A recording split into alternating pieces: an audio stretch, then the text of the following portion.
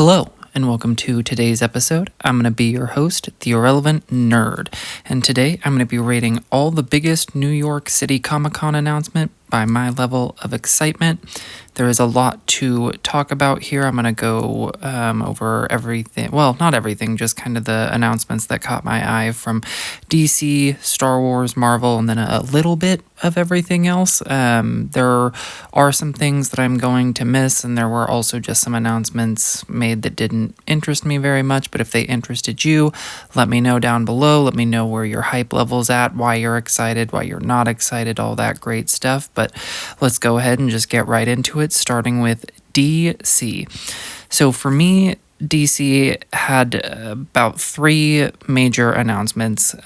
First one kind of being grouped together, just a whole bunch of new comic books that are coming out. One with the Gotham City Sirens, and my excitement level, I would say, is about a 7 out of 10. They're just outside of like the Absolute universe, with like Absolute Batman and whatnot. There isn't really anything going on in DC Comics that's getting me very hyped, but I'm always open for it because that's just kind of how comic books go. Is they have highs and lows, and we just kind of feel like in a very sort of middling part. So I really can't go much higher than a 7 out of 10, but I would love to be pleasantly surprised. We also got a trailer for a new animated Batman series called Bat Fam. It's a follow-up to like the Christmas special Merry Little Batman on Amazon Prime, and I don't know, like when I saw the news of this, I was like, really, who gives a fuck? And I'm not one of those people that I think that everything with the like Batman name on it needs to be super serious. Like Lego Batman's great, the Harley Quinn show is pretty great, but I don't know, something about this, like who cares? Like, was Merry Little Batman even popular? I think I watched the first 10 to 15 minutes and got distracted by something else and never came back to it. So for this one, excitement level 1 out of 10. It's got nothing going for me. The last announcement from DC is the one that I'm most excited about, and it's that Batman Nightfall, like the story that is famous for introducing Bane, is getting a 3-part animated movie series. And I think that the animated DC movies they're a little hit and miss, but like they are such a fun way to explore some like more direct adaptations, or like closer to direct adaptations of some of these stories, and I think this story is going to fit in animation perfectly. The only thing that's going to hold it back from being like a 10 out of 10 excitement level for me is that the last wave of DC animated movies that had come out, you had the 3-part Crisis on Infinite Earths, and it was pretty underwhelming, and I kind of thought that each movie got worse as they went along, but I'm hoping they can do this story right. Like the excitement level, I'll go 9 out of 10. I just can't quite get to that 10 out of 10 because the last 3-parter did make me feel a little bit let down. But that was pretty much kind of everything that caught my eye from DC. So we're going to move on to Star Wars, which was basically just books and comic books galore. No updates on any upcoming movies or TV shows, which is pretty standard. Like New York City Comic-Con has really kind of been always where Star Wars lets the publishers do the most. And I know some people are disappointed by that, but you know, it is what it is. But we did get some big announcements. So I would say the biggest one we got is book Star Wars Legacy, which is a novel about Leia training Rey between The Last Jedi and Rise of Skywalker, and I don't know, meh. I'm just over the mess of the sequel trilogy, and I don't have some hate for some of these characters like other fans do, but I'm just over it and the way that it was handled and the way that it did kind of split the fandom. And kind of based off the reactions I've seen online, it looks like a lot of the fandom probably feels the same. Like I know that the sequel trilogy does have its fans, but I'm not a hater. I'm just not a big fan of them, so I have a hard time getting excited for these types of projects. And really, like, the character of Rey was so mishandled. Like, when she's a center focus of anything, it kind of makes me worry because it just hasn't been done the best. And I know what they're probably trying to help lift the sequel trilogy, like the prequel trilogy has been lifted by a lot of, like, the books, the shows, but I don't know. I can't get behind it, and the author is a bit of an unknown. Like, I think the only writing she's done for Star Wars that I saw was she did a little snippet for one of the Certain Point of View books, and I don't remember if I read that one or not, so I can't, comment on her writing style. So I would say excitement's it's a 3 out of 10, and really the only reason that it's not like a 2 or a 1 is just I do love Leia as a character, and so I'm excited to see some more of her, and hopefully they do it justice. I'm not feeling super optimistic. But next up, we have another book is called Star Wars Eyes Like Stars, which is apparently a romance novel set with a year before the sequel trilogy, and just why? Like, romance and romance novels are not new to Star Wars. Like, I mean, Anakin Skywalker literally threw the entire galaxy away for love. Like, this is not an uncommon thing in Star Wars, but is this really what Star Wars needs right now? Like, I don't think so. Like, most of the fan is in total apathy, and I don't think that this is going to get any type of hype from like me or the majority of fans. Like, again, it will have a few dedicated people who are out there screaming it's the greatest thing, and they're so excited for it, and that if you're not, you're toxic or just a dumb man or whatever. And like, again, I'm not opposed to the romance or romance novels. We've had some good ones. I don't think this is what Star Wars needs right now, and in particular being just another sequel trilogy focused thing, which I understand why Disney wants to do that, but that's just very clearly not where the money is going to be for Star Wars. But my excitement for this one, it's a 1 out of 10. Like, I probably won't read it unless I hear just mind-blowingly great reviews. We have I don't know if it's like a few different titles or just one continuing title of some High Republic comic books also coming out, which also just meh. I know the High Republic has its fans for sure, but it hasn't really gripped the Star Wars fans in general, myself included, and some of the stuff have read or seen from the comics I have been very underwhelmed by, so I've mostly just ignored this phase of Star Wars. Like, other than the video game they say is still coming out, Star Wars Eclipse, which is set in the High Republic time, I'm just not very interested in these books. So this announcement's another one that gets a 1 out of 10. Staying in comic books, we have a Jar Jar Binks one-shot coming out, which I believe is just called Jar Jar, and it's partially written by Ahmed Best, like the actor who played Jar Jar, and it features Kelleron Beck, who is also played by Ahmed Best in the comics, and he's best known for seemingly saving Grogu during Order 66 in the Mandalorian Season 3, and then he was also in the Jedi Temple Challenge game show, which I actually did watch with my son, and it was okay. But I'm not really sure what the story is going to be, other than they say it's going to be tied to the rebellion somehow. So I'm not I don't really know how epic that story can be with these two characters, but I am happy that Ahmed Best is getting some Star Wars love after being bullied for such a long time. Like, I'm always here for it. And so this one, for my excitement, I'll go, 6.5 to maybe 7 out of 10 if I'm feeling generous. Not too hyped, but I think it could be fun.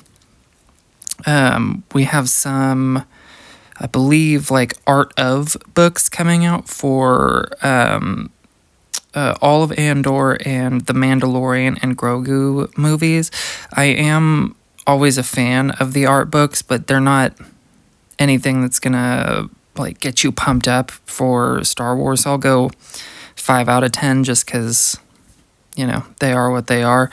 And then the last announcement I saw was for Star Wars Vision's Tsukumo, which is like a spin-off manga following the events of Order 66, and it's obviously a twist from a character that we've seen in Star Wars Visions. And Star Wars Visions has admittedly been kind of hit or miss for me. Like, I think some of the episodes are really, really fantastic. I think some of them are kind of a waste of time, but I think this concept sounds cool, and being in a manga I think will be really cool. So I would say 6 out of 10, just because, some of the branch off projects from Vision so far have been a little underwhelming. So I think 6 out of 10 is fair.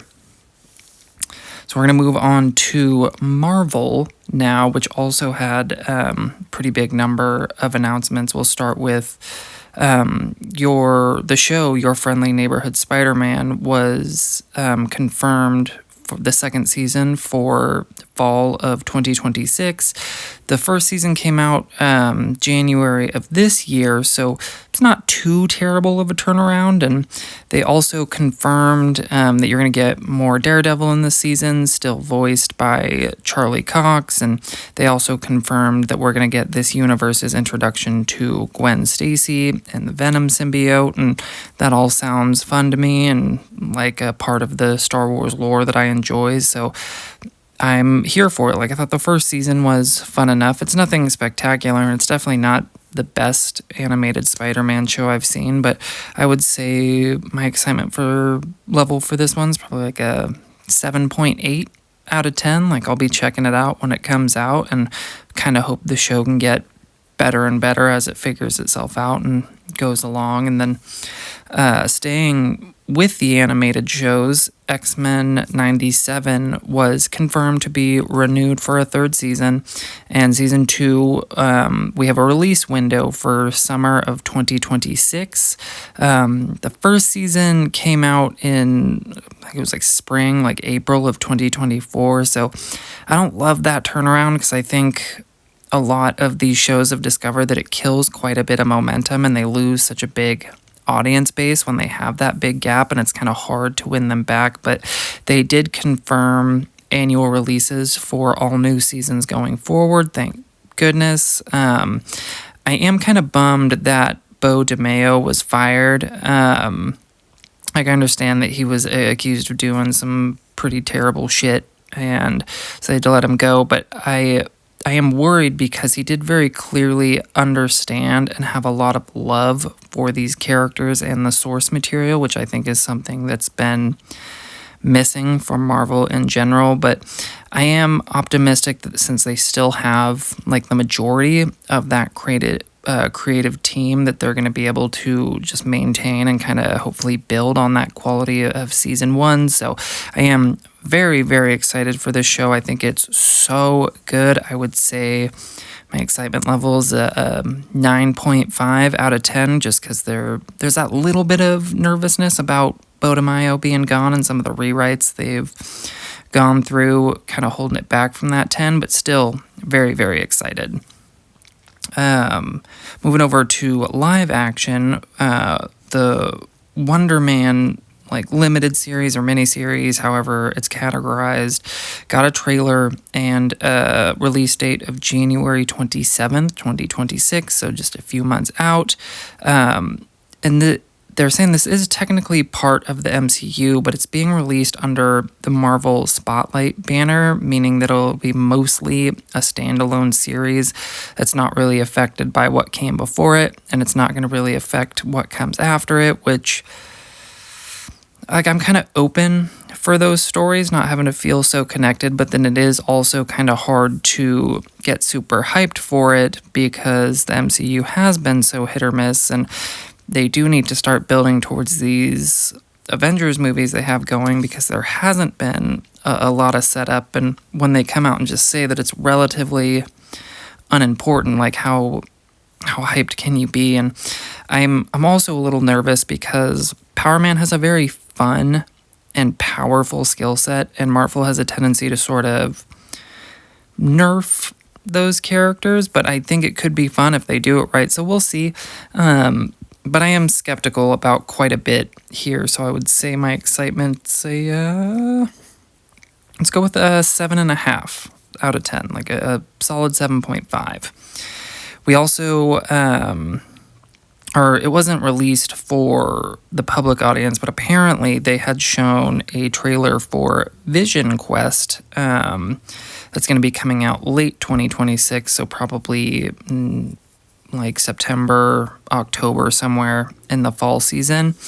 But the show confirmed James Spader's return as Ultron, but apparently it showed him in like a human form somehow, and then along with like Tony Stark's other ARs like Jarvis, Friday, Edith, I'm probably missing one, but they are also gonna show up in like quote unquote human form. So like I don't really know why. I don't know if that's like being pulled from the comics somewhere, or if it's for budgetary reasons. They don't want to go and make them all look like robots, and so they all just look like the actors who do the voices. Like, I don't really know, but it seems the news kind of just struck me as odd when I heard that. And then you'll also apparently have Tommy Maximoff, like Vision and Wanda's speedster son from WandaVision, will be in it apparently, and it's supposed to kind of like make WandaVision, Agatha All Along, and Vision Quest a sort of like trilogy, which I mean makes sense because WandaVision's very clearly connected to Agatha All Along because that's where Agatha's from, and then it also has her other kid whose name is escaping me right now. I know they called him Teen in Agatha All Along.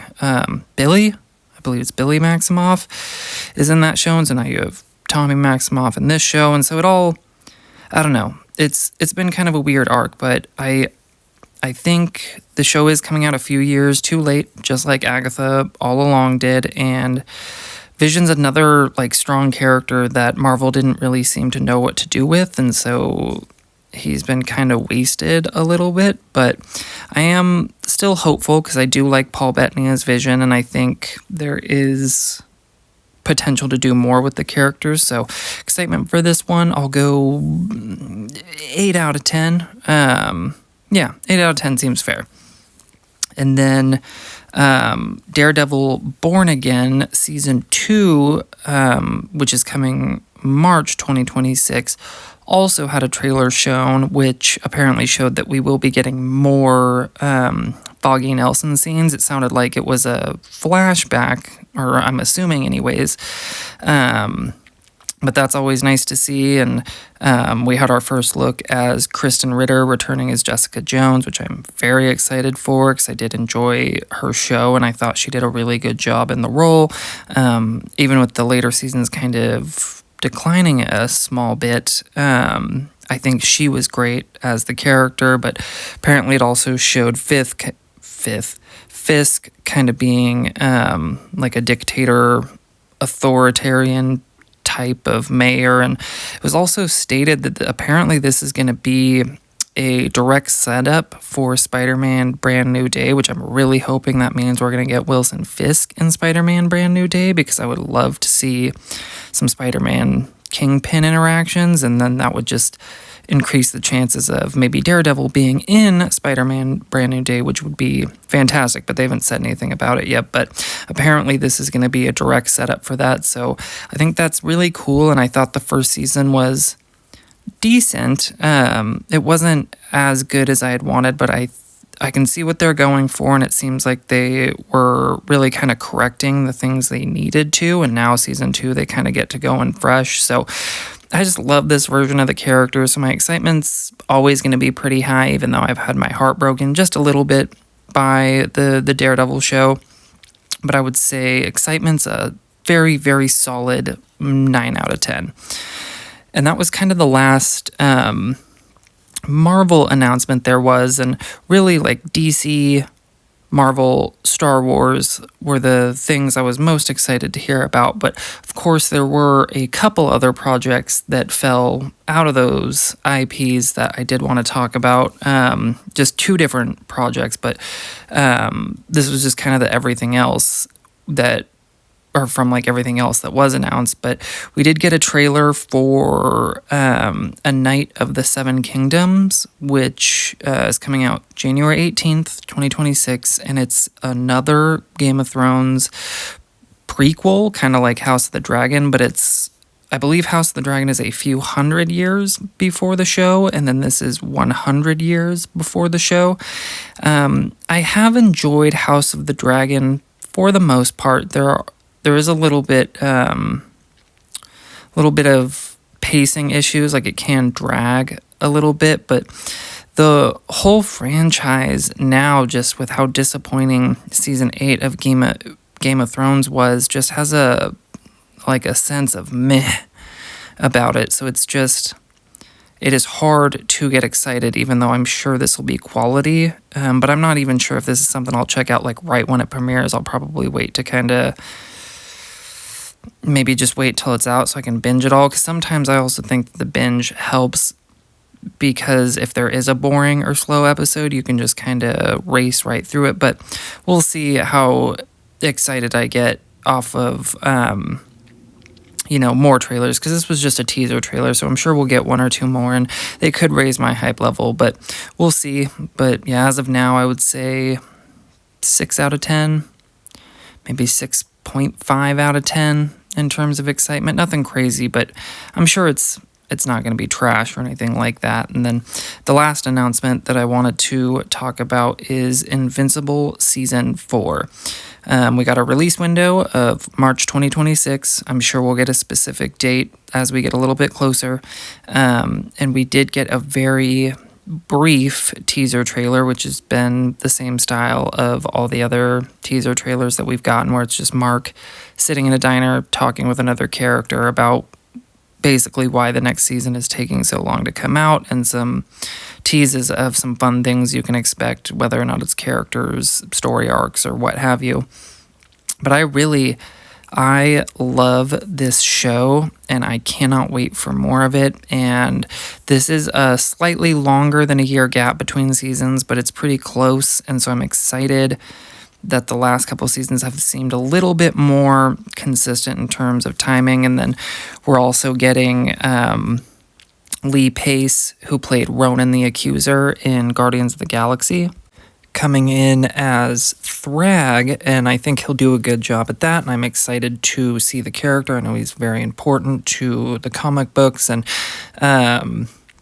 I think, I don't know, it's like one of my favorite shows that's currently on TV. Like, I know it's had a few animation issues and a little bit of pacing issues with the second season in particular, but I think it's top-notch, like, comic book storytelling. Like, I love it. I care about the characters. The voice acting is phenomenal. It's got the right amount of comedy, mystery, action. It's all just there for me. I really, really love it. And of all the projects that were announced from like any IP, this was the one that I was most excited about. Like, my excitement level for this is a 10 out of 10. I cannot wait for more of this show, and I really hope they can keep up this consistent release schedule, and I think we could be looking at one of the best just comic book shows of all time, animated or live action, by the time this show is done. So absolute 10 out of 10. But let me know if I missed anything that you're super excited about, or anything that maybe you're super bummed about. Let me know down below. I'll have a review for Peacemaker Season 2 up shortly, as well as a few other rankings I've been working on. So as always, hopefully I'll catch you guys in the next one.